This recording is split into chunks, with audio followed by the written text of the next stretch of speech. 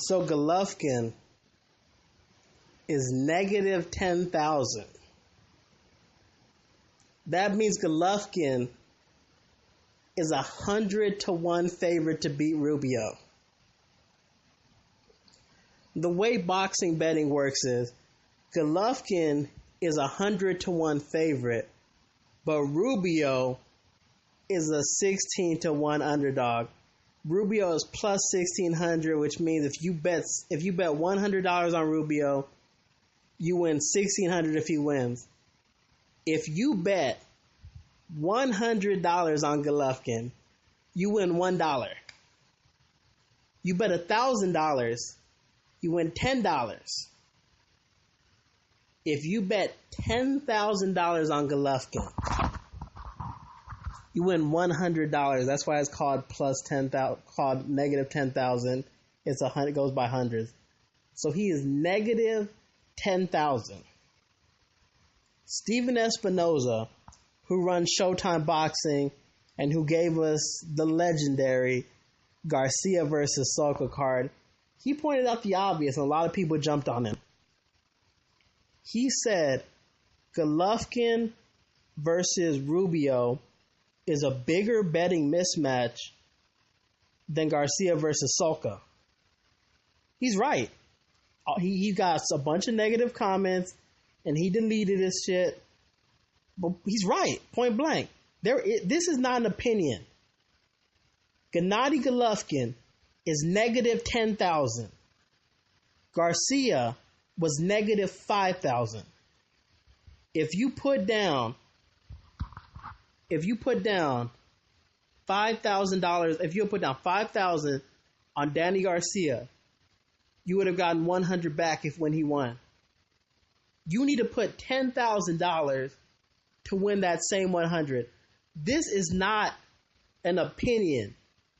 Golovkin is a bigger mismatch betting wise than Garcia versus Soka. I will provide the screenshots to back up that statement, but that is a verifiable fact. Golovkin fans are going to, twist it around and say, yeah, that's not true, that's not true. It's a fact. Golovkin fans, they don't deal with reality. And the reality is they have a 32-year-old fighter who doesn't take risks, who takes 100-1 fights. Nobody thought Rubio was a competitive fight. This guy got stopped by Saul Roman in 2 rounds.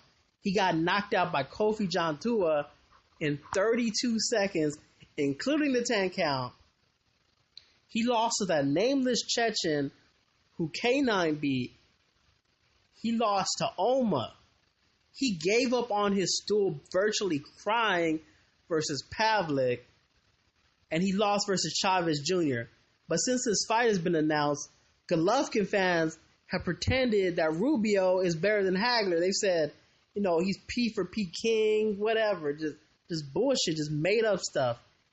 At a point, Golovkin must stop hiding behind his race, and he must take hard fights. Hearns started at 147 pounds. He won legit world titles as high as 175 pounds, and he even took a shot at 200, the cruiserweight division, and won a couple trinkets there. But if you say Golovkin should go up to fight Ward, that's out of bounds. Abel Sanchez says Golovkin is better than Hearns. So if he's better than Hearns, why can't he do what Hearns did? No one's even asked him to go fight Kovalev, which wouldn't even be comparable to what Hearns did. I'm saying, why can't he go up 8 pounds? Why does he keep calling out tiny little fighters? If Golovkin called out Donaire, would people be shocked? They'd be like, well, it kind of fits his pattern. Donaire is on the undercard. He's a legit 4-division champion.